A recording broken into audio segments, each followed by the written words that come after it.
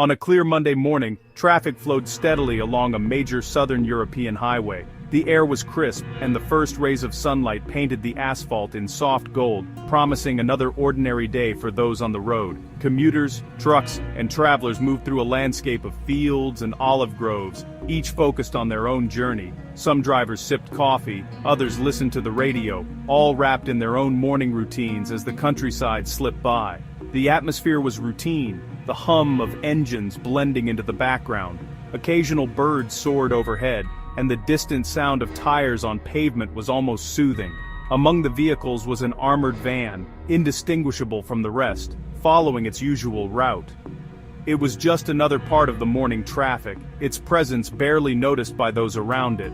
Inside, security personnel performed their familiar duties, unaware of what was to come. They checked their equipment, exchanged a few words, and watched the road ahead with practiced eyes. The van's reinforced body and secure systems were designed for defense, but nothing seemed out of the ordinary. To the outside world, it was simply another vehicle, blending into the flow of traffic. The sun rose higher, casting long shadows as drivers focused on the road ahead.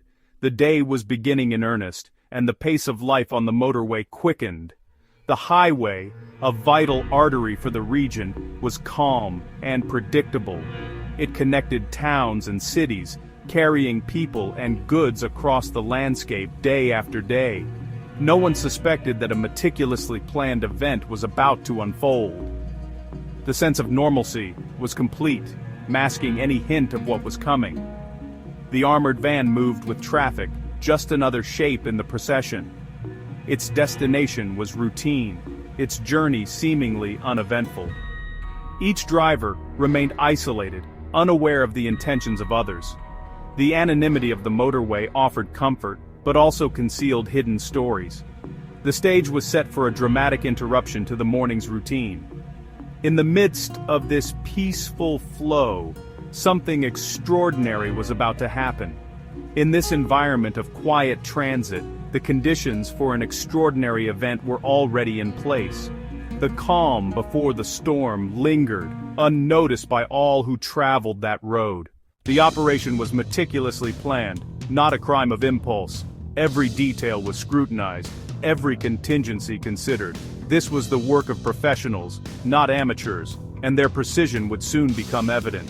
The assailants spent weeks studying the van's route, noting every turn, every stop, and every possible variable. They gathered specialized equipment, rehearsed their timing, and positioned themselves for a perfectly coordinated strike. Their plan relied on surprise, overwhelming force, and absolute control of the environment. They knew that even a moment's hesitation could mean failure, so every move was choreographed in advance. The chosen stretch of highway was no accident. With few exits and long empty stretches, it was the perfect place to trap their target, making escape nearly impossible. They brought high-powered firearms and vehicles modified for deception, including an Alfa Romeo outfitted with police-style lights to confuse and intimidate. Every tool was selected for maximum impact. At least 8 masked individuals, each with a specific role, moved into position. Some were tasked with blocking the road, others with disabling the van, and a few with keeping watch for any unexpected interference. Their goal was clear: completely isolate the armored van and block all possible escape routes, leaving the target with nowhere to run.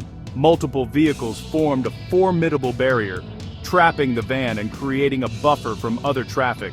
The scene was set for a confrontation that would unfold in seconds. The normal rules of the road were about to be suspended. In this moment, the highway belonged to the assailants. For drivers caught in the jam, confusion and alarm quickly replaced routine. What began as an ordinary commute was about to become something far more dangerous. The ambush was about to begin, transforming the open road into a tactical zone. Every second now felt electric with tension. The first overt move was moments away. In the stillness, the fate of everyone on that stretch of road hung in the balance. Suddenly, traffic ahead of the armored van ground to a halt. Vehicles blocked all lanes, creating an impassable barrier.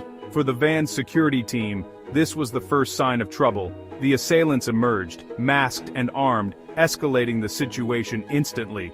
They took positions, controlling the scene and advancing on the immobilized van. Civilians trapped behind the van became unwilling witnesses, their view obscured and escape impossible. The threat was clear. This was no ordinary traffic jam. The van, now a stationary fortress, was under siege. Communication with Central Command became urgent. The attackers had manipulated traffic to create their ideal scenario. The first phase of their plan, trap and isolate, was complete. The next phase, a direct assault on the van's defenses. The peaceful morning had turned into a high-stakes standoff. With the van trapped, the assailants launched their assault. Some fired rifles to keep bystanders and police at bay, creating a zone of exclusion. Others focused on breaching the van's reinforced doors, using explosive charges.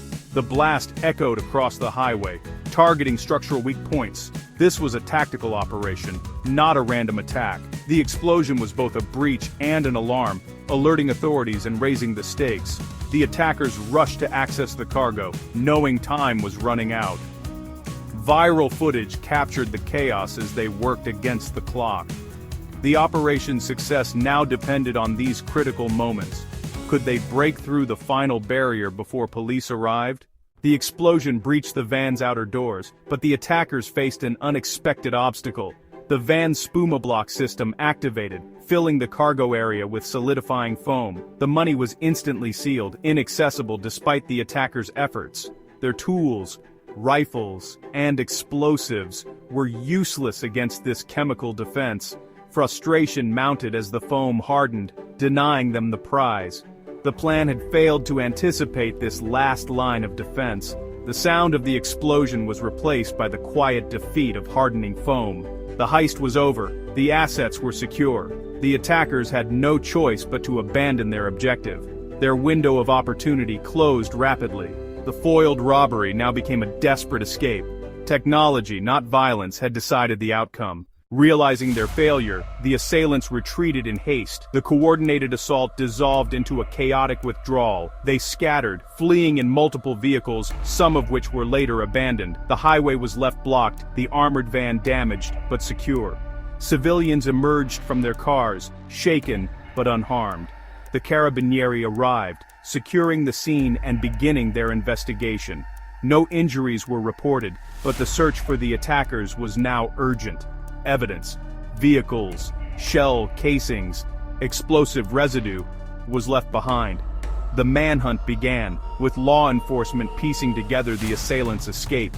The failed heist had left a trail for investigators to follow. The highway became a crime scene, cordoned off for forensic investigation. Specialists examined the armored van, the foam, and the damage from the explosion.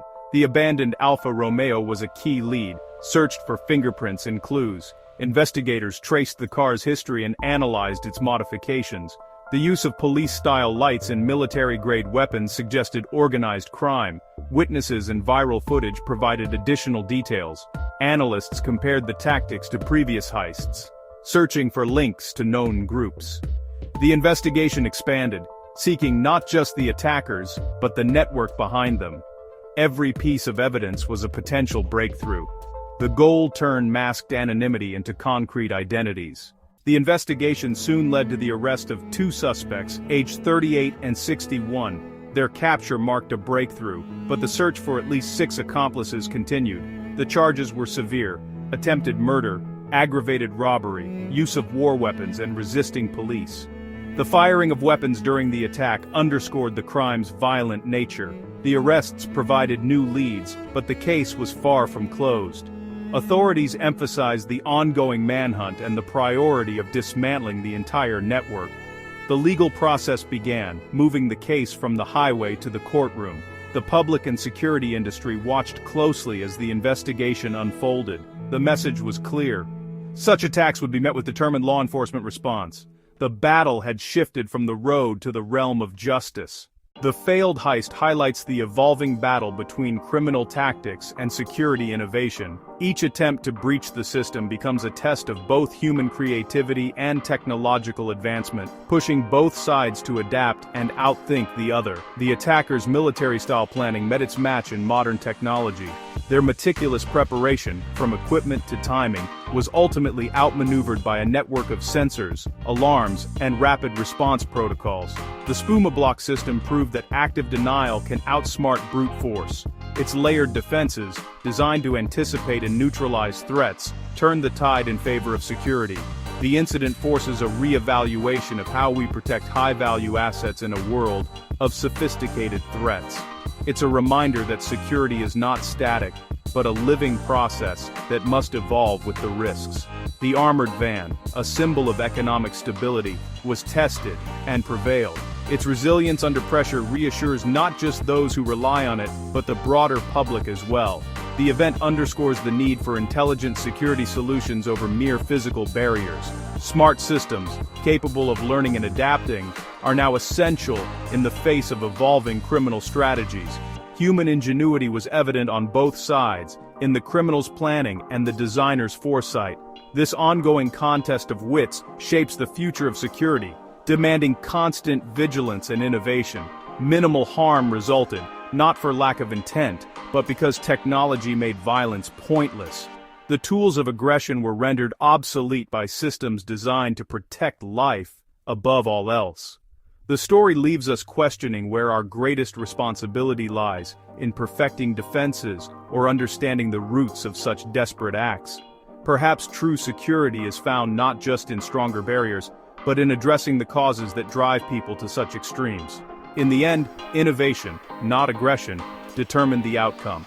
As technology continues to advance, so too must our commitment to using it wisely, ensuring safety, while never losing sight of the human element at the heart of every story.